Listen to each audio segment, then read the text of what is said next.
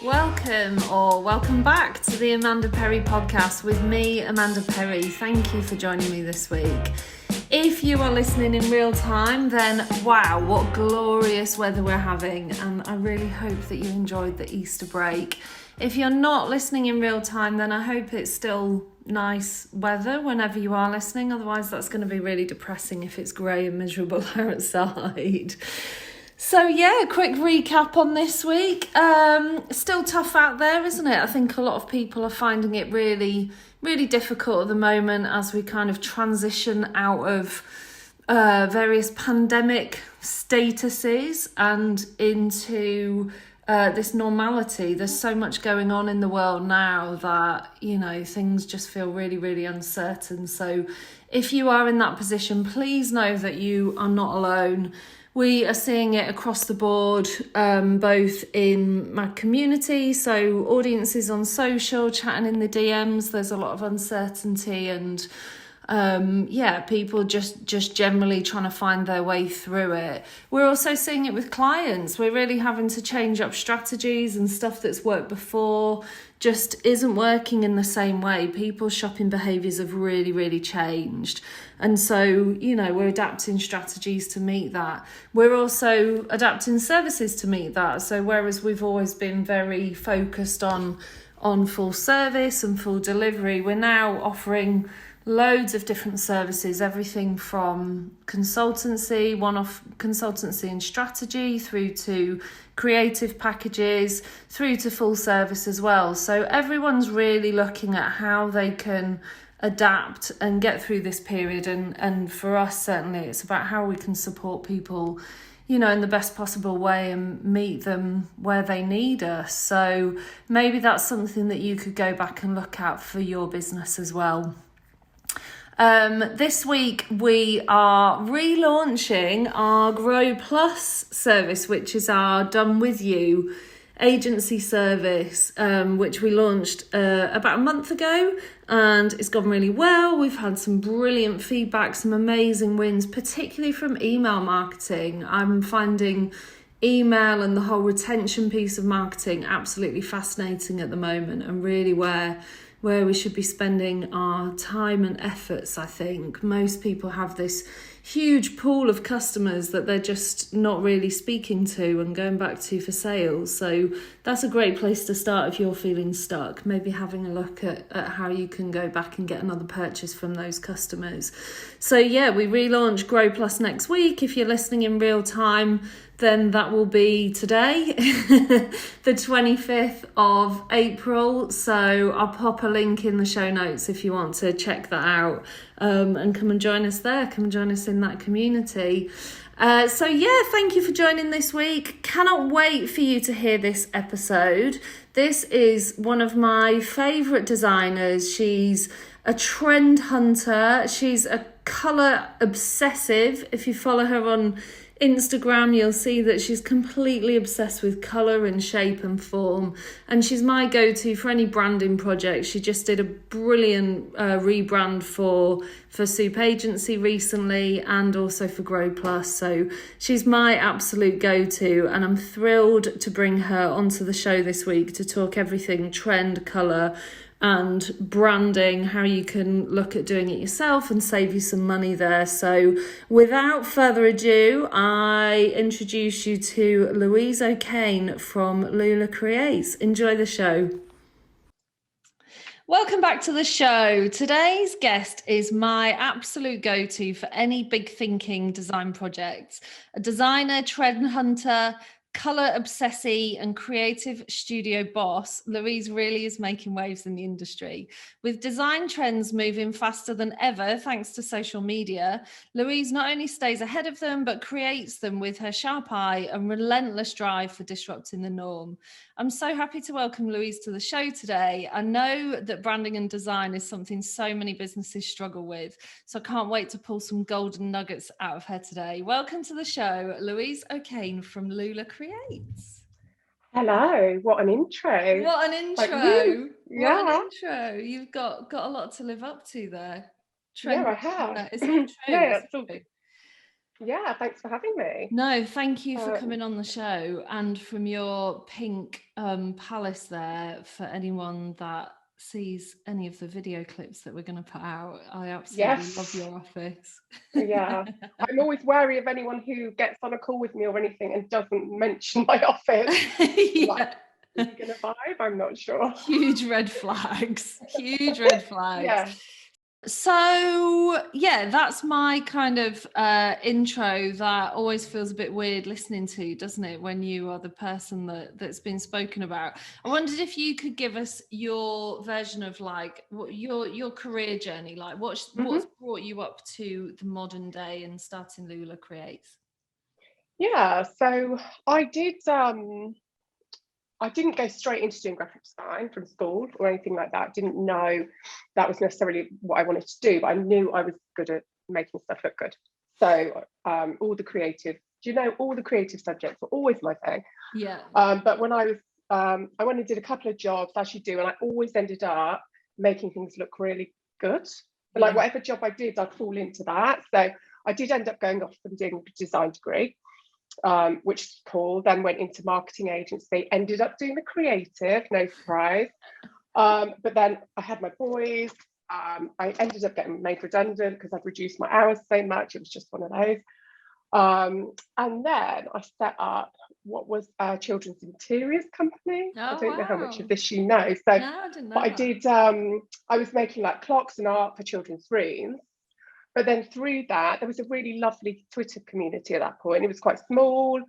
Probably, like back when Insta was quite small. Yeah. And I got through that. I was obviously running that business, but I was also getting design inquiries like, would you do this for me? Would you do that for me? So I ended up basically letting that take over because the retail business I'd set up, as great as they were, and they, like John Lewis talked about stocking them, but my business, it wasn't viable. Like the Yeah. figures didn't stack up, which is a Yeah. hard lesson, but it's a good lesson. Yeah. Went on to design. So I ended up designing for a company called Mutu System, which is kind of a femtech brand, freelance from like when she had 2 users to 70,000. Oh wow. When and the business got really, really big. I was doing the design across the board, but it's got too big basically for me. And I wanted to kind of go back to that small business and helping business owners, female founders, whatever, setting up their businesses, branding them up, kind of a bit more experimentation, I suppose, like really play with my creativity. So I did that a couple of years ago and went all in.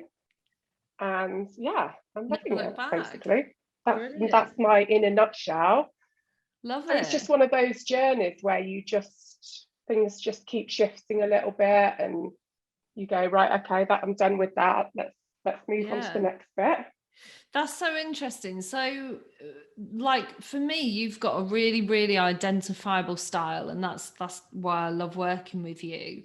Do you feel like when you're saying you're working with that app, I can't imagine that was the style that you love now. Did you find like in the beginning you were kind of doing whatever work you had to do, and as time's gone on you can be a bit more selective and also hone your style at the same time, I guess? Yeah, that is exactly kind of my prompt for kind of moving away from that, because I was designing it was just the creativity had gone out of it. I was Yeah. creating stuff that looked nice, but I wasn't able to experiment to the extent that I wanted to. And also, like you say, I've got this thing where I always think, if I don't do this when I'm like 90, am I going to regret not having played with my creativity more? Do you Yeah. know? And it really niggled at me. And I was like, and it was, I mean, when I did it, it was the beginning of COVID. Husband works in the film industry, that shut down. It was like the most risky time for me to do it. Yeah. But I was like, I've got to just do this and just make this brave move. And because I know it's going to be what makes me happy. So Yeah. just, And but happiness is obviously we have to pay the bills and keep a roof over our head, but pursuing happiness is often the thing that leads to the better jobs, better clients, better, Yeah, satisfying work. that's it. And I wanted to know I could do it. Like, I saw designers all over the place. I mean, I'm always looking out at design. It's what I do constantly, is look at aesthetics and everything else. And I was seeing people doing stuff, thinking, but I can do that. Like, I'm on like Creative Boom or Creative Review or whatever, and I'm thinking I can do that, but I'm not. So that's what I want to do. And what a time to do it as well. Like, so I guess so many people would at that time, you know, your husband's work's kind of all messed up because of COVID. A lot of people would have stuck to the safety of that contract, wouldn't they? So yeah, good for you doing that. That must have been scary but liberating. Yeah, I think I needed the pressure. Yeah, I was talking to someone about like this the other day, actually. Yeah, it's like I have not got a choice here. Like, I want this to happen. It can happen. I just need that pressure to do it. So and it's not even in like a boss babe, like, you know, failure isn't an option. You're like, no, actually failure isn't an option. Like, I have to feed my kids. Yeah, exactly. And that was to be honest, it was such a happy time. I think it's a weird time for us all, but it was such a good time, just to and take that risk. And I always say, and I was saying to someone the other day, the things that move me on the quickest are the things that scare me the most. I've worked that out. So that was scary, but it took me on so far in a short space of time because I had to crack on. There's no option. Brilliant. I love it. So I guess kind of hand in hand with that, with being able to develop your own style and having a very clear sense of, you know, what you do love doing now, obviously playing around with that creativity always, but, you know, the like colors and the kind of vibe that you have. Who is like your ideal client? Like, when you get an inquiry through, who do you think, I'd love to work with them, they get it? Would it be down to like their business or the product or the kind of project brief, or who would that be? Who would that be? So I would say this is where I was at, and I always think it's those bigger thinkers, those people who are looking ahead and seeing this, like, a totally believe in their brand, like in what they're creating and everything else. Someone who puts their trust, so someone who has an awareness of design, appreciates design and aesthetic and color and type, but doesn't have the means of putting it into action, like to actually putting it together. So they can put their trust in me to do that for them. And who are they? I mean, quite often they're female founders. It's not like I don't exclusively work for females at all, but that's kind of the world that I'm in. So it tends to be those, but it's when they're thinking about the vision of their brand, they're thinking big, because I will think big. When I'm designing your brand, I will be thinking about you in 5 years' time, and it's big.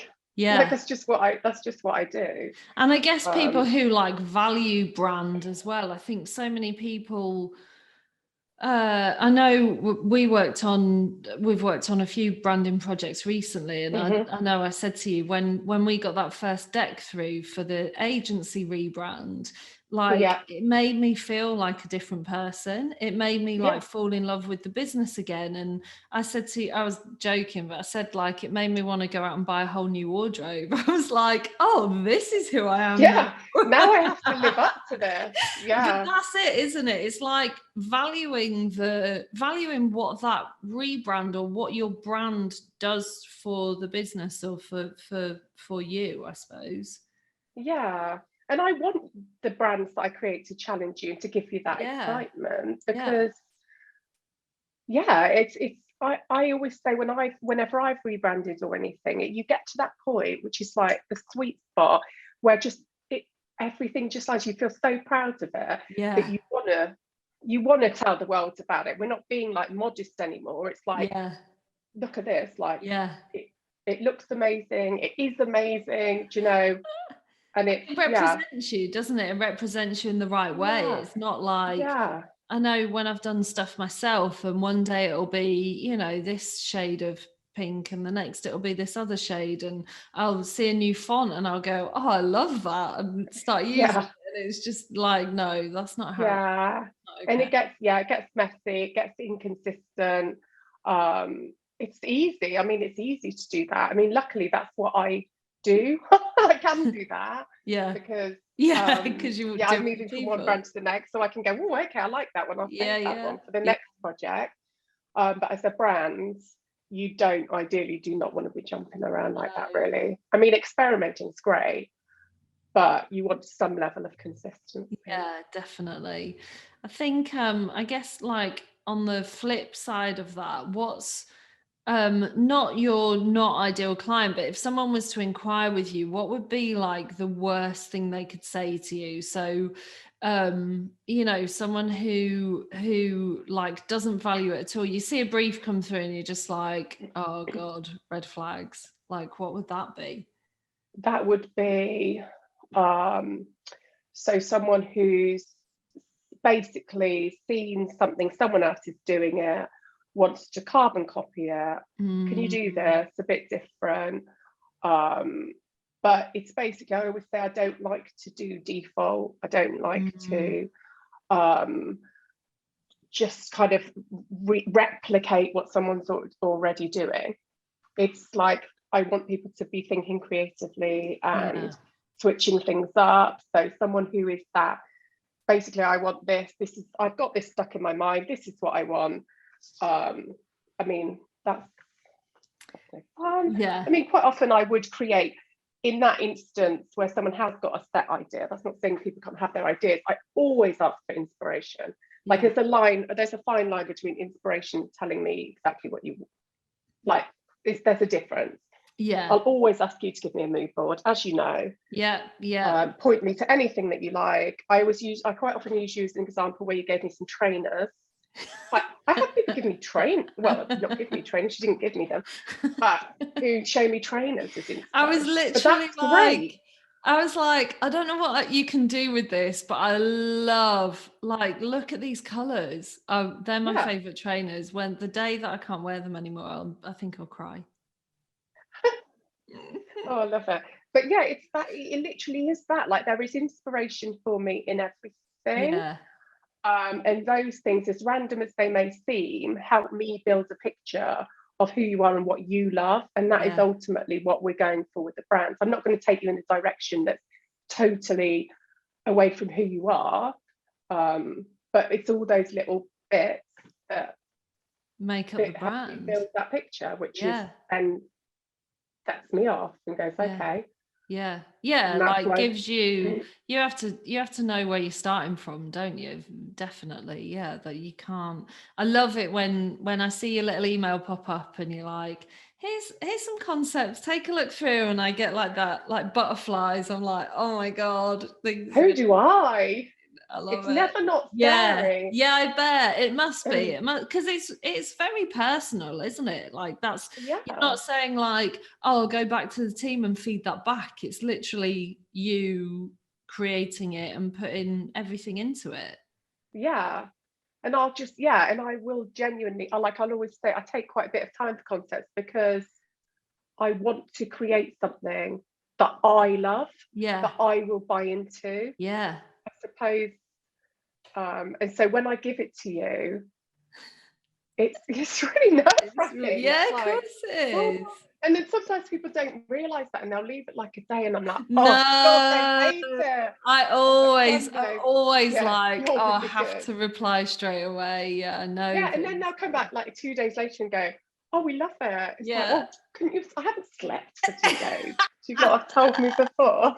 Like you could have just like DM me on Instagram or something. Just tell me. Yeah. Where do you, I don't want you to give away like all of your secrets, but where do you get your like inspiration from? How do you identify trends? How do you keep on top of stuff like that? I like, for me, it's like, it genuinely is all over the place. A lot of what I put on my Insta stories is interiors, which I'm obsessed with interiors, but quite often but all of them overlap. Like you'll see things interiors, like at the moment there's a real trend for curves, not like organic curves, like more structured curves. Do you know, it's from that, it's from design websites like your Creative Review, Creative Boom. I will quite often at the beginning of a project just immerse myself for that first day of a project. I will just go into these kind of sites and just kind of look around and, you know, just see what's going on. It's funny, it's like it can be from a magazine cover or a book cover or anything that just, my Insta saves are just an absolute like treasure trove. That's brilliant though. I think it's really refreshing to hear. I know all designers are, you know, inspired by each other, but I think that there can be a real snobbery, can't there, around kind of being the first to something, and you know, there's nothing new under the sun, is there? It's about your creative take on trends and design. That's it. And that the thing is, there isn't any rules in it, and I spent years like beating myself up on like, you can't do this because you don't know like the typographic rules, or you don't.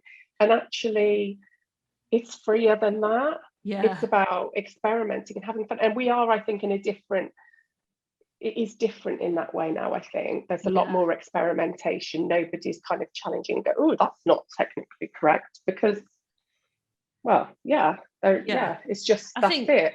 I think the people who are doing that, there's, you know, we can all think of those quite sort of traditional design agencies who would potentially be a little bit more snobby around, you know, the rule of thirds or whatever it's called. It's probably that is exactly it. And there's some of that, there's some of it like using grids or whatever. There's some of those things that we can do to kind of keep it within the rules, but also don't let that constrain you. If I was to think, oh, I can't do that, because I mean, it's just boring. So, what do you think?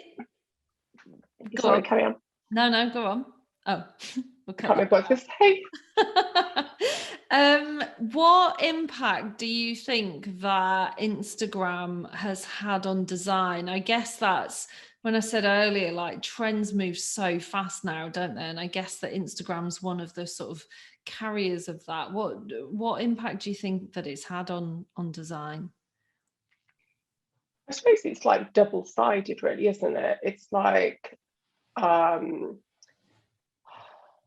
suppose in a way, I would say that Instagram has become a pool of some of Instagram of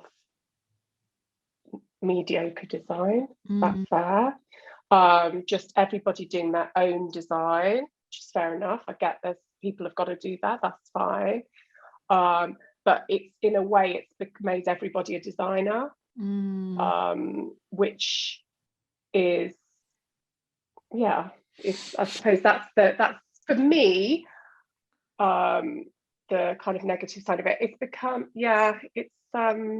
But then I guess the positive side of that is that it allows you and actual designers to really stand out, doesn't it?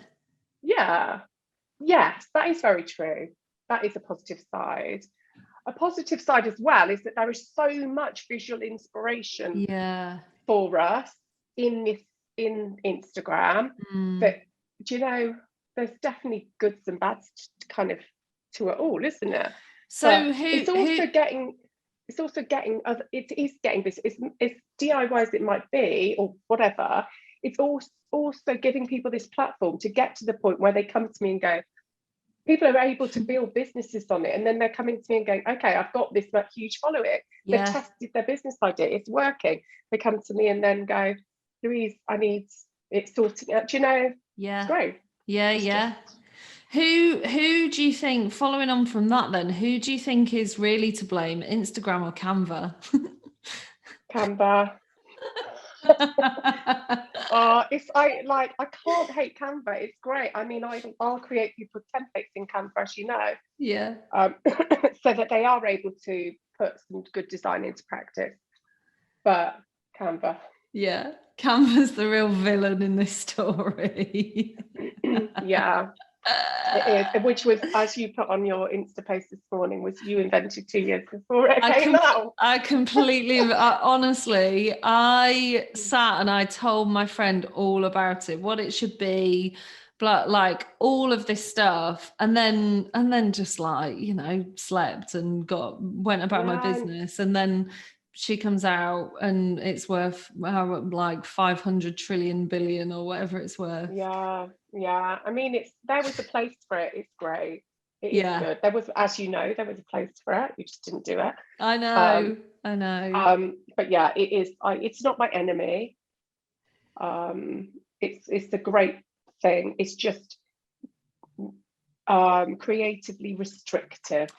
And also, well, creatively restrictive, but also in some ways not restrictive enough. Like you could literally go on there and use any color, any font, any template, any, you know, and if you don't have an eye for design, then it's easy to create a monstrosity, isn't it? And I would say to anyone that is using it, just keep it really simple.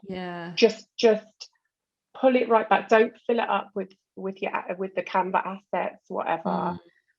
Just choose a really nice, simple format, and I really love those template. I love those templates on like Creative Market. You can get those templates. Like if people are just starting out and can't afford to work with someone like you, then I think they're a pretty good solution. Although again, they can be a bit they can look great when they've done them, and then you can easily kind of butcher them. I remember talking to you about this before, didn't we, where you'd bought some, but it's like you still need some of them, you still need that designer eye. But there's loads of stuff like that, and I think it's worth investing in them. The same way I say invest in paid fonts just to up level yourself a little bit. That kind of thing. Just there are little things that you can do, aren't there, to make a difference. I guess following on from that, how do you feel when you see a trend blow up online, like the gradient backgrounds of 2021, and how do you feel when you see something that you've used and you love, and then you just see it everywhere because it's got onto bloody Canva somehow? That's it. You can see it these things filter through. I suppose in a way I find it quite comforting that I saw it before. You were right. I was, so I go, oh, okay, I thought it was going to be a thing. So like, those gradient backgrounds, extended fonts.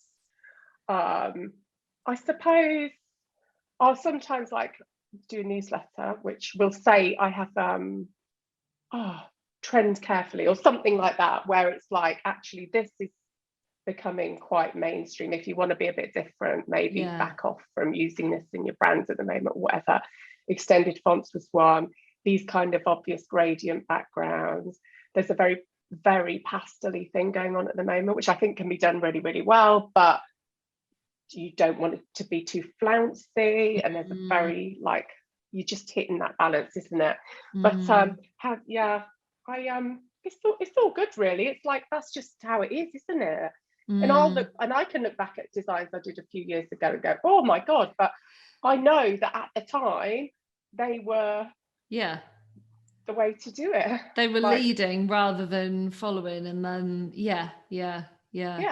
It's like happening all the time. Like it's happening all the time. What I'm creating today in 3 years' time will be mainstream. Well, it might be sooner than that, but I guess it's a bit like it happens in every industry, doesn't it? I guess it's a bit like, you'll see Paris Fashion Show and then a few months later, or you'll see a knockoff version of something in Primark, or like like a watered down version. I guess it's kind of a similar principle to that, isn't it? Yeah, and then the fashion houses will be moving it on. They'll be ahead of that. They'll be doing something else by that point. Yeah. But you can't play it that safe. I don't think with anything like it's like painting my office pink or whatever. Obviously, we're going to get borders. Obviously, we're going to move on. Like you don't want to play it all safe so that you're always just kind of not on trend. You just otherwise you'd never do anything, I guess, would you? No, exactly. And some people are all right with that. Yeah, no, I agree. What trends do you see like coming up? Where do you think that things are going? Like you say, there's a lot of pastels around, a lot of like gradients, extended font. Where do you see things going? Okay, good question. So there's quite a bit of Gothic fonts. I think I can't say it. Gothic fonts are a thing. I think you'll see more of them. Metallic, like chrome. Oh, you'll see chrome. Oh, not like the rose gold trend that we had. Please. No, like gold, like chrome lettering. Oh, nice. What else is there? Just this kind of obscurity in it's quite hard in photography and all that kind of thing. So you lazy oats, like that kind of slight obscurity in the fashion. You see it with like, I don't know if you know Paloma wool, but it's just all a bit obscure. There's definitely a bit of that. Obviously, like the food industry, there's this really poppy. I know we've had lots of conversations about the photography and stuff, like this real poppy, bold. This kind of, I call it, what do I call it? Like that high flash. Yeah, we had a name for it that we've now forgotten. You call it modern nostalgia, don't you? That's the one. Yeah, modern nostalgia. It's like, it's not retro. It's not, doesn't look like an old photo, but it's got those kind of vintagey vibes about it. The drapes, the velvet drapes. Yeah. All that kind of thing. That is a definite vibe at the moment. So yeah, I see it a lot in food packaging and drinks packaging at the moment. Yeah, there's this guy on. I'm sorry, I'm completely listening to what you're saying, but I'm trying to look for that Instagram account. Pretty Cool Strangers. Oh yeah, it's good, isn't it? Like, I don't know what that style is, but I love it. Oh yeah. I think it really plays into that, like, we've seen a lot recently with like blurred photography and that like distorted kind of look. He does that so like, I think I found him through you actually, but I just absolutely love his stuff. It's that grain, it's slight blur on letters. So here's one of my trade secrets, is I will quite often go to brands like up their brands websites and see what they're doing. Like say Liberties, I'll do it with some of the fashion brands, the fashion houses. Like what are they doing? And then I'll see it on there. I'm like, okay, yeah, I thought so. And then like yellow writing on top of stuff. I know you like that. Again, it's an example of a client who comes to me and goes, I like that. Yeah. I just don't know how to do it. And that, Yeah, like building But I know that one of the things with, so you've just redone the Soup Agency branding, which, oh my God, I love, and has had such an amazing reception online. Like people just love it. And you've also done my brand and then some of the sub brands that we're launching as well. And I think that was the key thing for me was like, I love design and I love kind of messing around with stuff, but I need that center point to start from. But we Yeah. also discussed like not having anything so rigid that we can never introduce you know, a different like color within the palette, or a different, slightly different font or something, and just Yeah. having that flexibility. Because I think, well, I think we need to get away from thinking that a brand is just Instagram, because everyone goes straight to like Insta Yeah. content, don't they? But Yeah. thinking about that and about the feed, it's not what it used to be. No one wants a bloody checkerboard or you know, this really kind of Yeah. static feed anymore, do they? People want this just that bit of Yeah. flexibility in it. Yeah. It's no, we don't want the structure. We went through that phase of every feed being really structured, and I think it's becoming a lot more, it's a lot freer. It's like even the photo dump trend, you know, that they're talking about at the moment, where people just dump. It's like, I said to someone the other day, I feel like there's a chance Insta might go back towards what it was before, where it is an aesthetic thing. Like I a was like, they said to me, lifestyle what kind do you, of. what do you look at on Insta? And I was like, actually, it's like things that just aesthetically are beautiful, or memes. Yeah, that's it. Yeah. There's no in between. That's it. No, and that's kind of what I'm using it for. Maybe I'm hopeful in that sense. I think there's probably something else to come after Instagram. I think But I think that there's a lot of people who've built businesses on Instagram that are really concerned at the moment, aren't there? There's some, you know, big shifts going on. What is yeah, the best piece of advice that you've ever been given? Can you share that piece of advice and how it impacted you? if I'm honest, the best piece of advice was from a book. Oh, I haven't got it here. All right. Am I allowed to swear? Yeah. Oh, yeah, of course. That's all right. It's the Mark Manson. Oh, yeah. The art of not subtle giving art of not giving a fuck. Yeah. And that I read, and I will credit it for literally changing my life. Really? Because that was probably that pivotal point where I'd kind of always been quite a people pleaser. Whoever asked me to do work, I always said yes. Do you know? And then I just had this thing where I was like, I've got to prioritize stuff and start saying no to stuff, and doing what I want. And that was, so that was big, life changing. And the thing I said earlier about doing the things that scare you the most, moving you on, like that is that again is pivotal for me. Like all the time I think I'll get someone who come to me and ask me to do something who I'm like, oh my God, like, can I do that? And then you do it, and then you go, yeah, I can do that. And then you move on to the next thing, don't you? And it's that. And and then your level of like tolerance is that much higher, isn't it? Because you've done the thing, you're like, either actually I did that and I loved it, or I did that and I thought I wanted to do.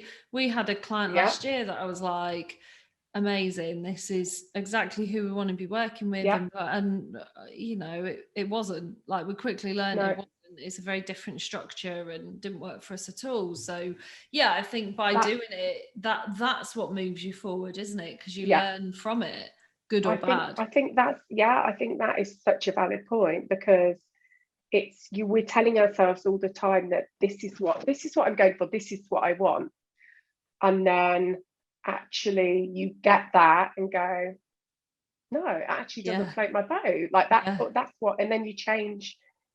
But you're learning it all the time, aren't you? It's a game, really, isn't it? Because also I guess that the sort of definition of success changes a bit, doesn't it? Because it might be something that, you know, 10 years ago you would have been happy to sacrifice everything for, whereas now you're doing a job and thinking, this is like really demanding and no longer fits in with me, you know, having a family or looking after the kids, or having a life outside of business that, you know, 10 years ago you would have gladly kind of slept on an office floor and done whatever you needed to do, you know?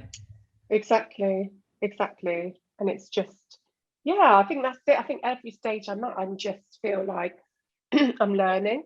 Brilliant. And I just you'll be the same. You're just Mm.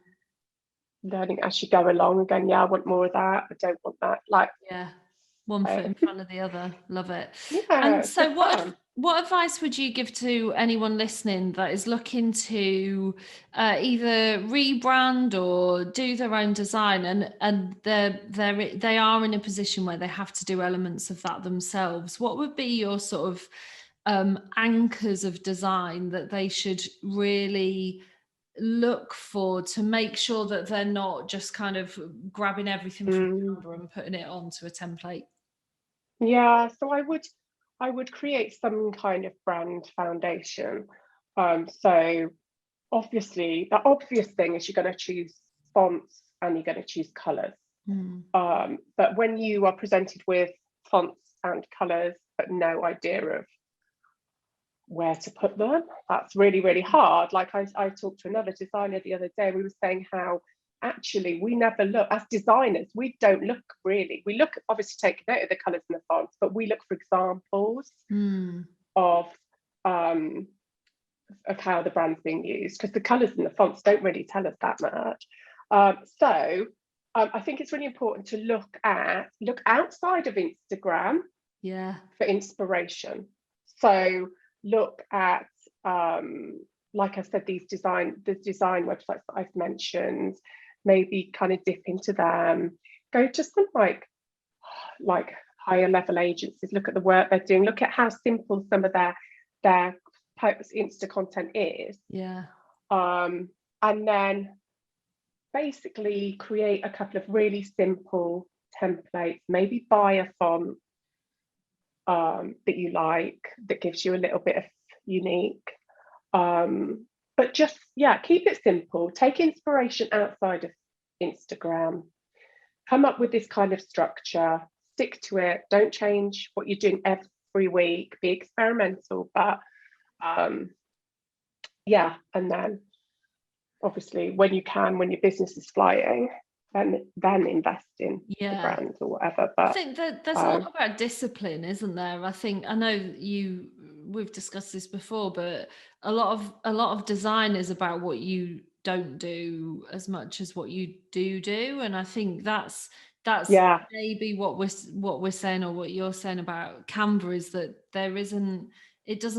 you have to provide that discipline, because you could literally like sit there for hours chucking every single element onto a design, couldn't you? And then and it becomes really confusing. Like you look at something and you can't compute the information, like, and actually it's I will often say my key to good design is literally simplicity. It's just keeping it simple. And quite often even some designers feel like they need to design more to justify what they've done.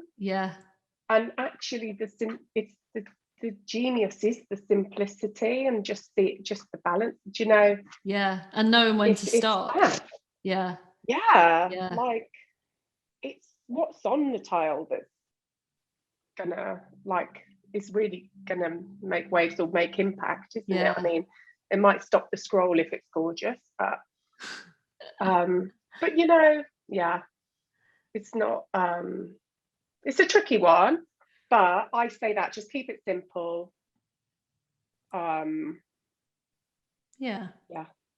Keep it simple, be disciplined. Love it. Thank you very, very much. Absolute nuggets there.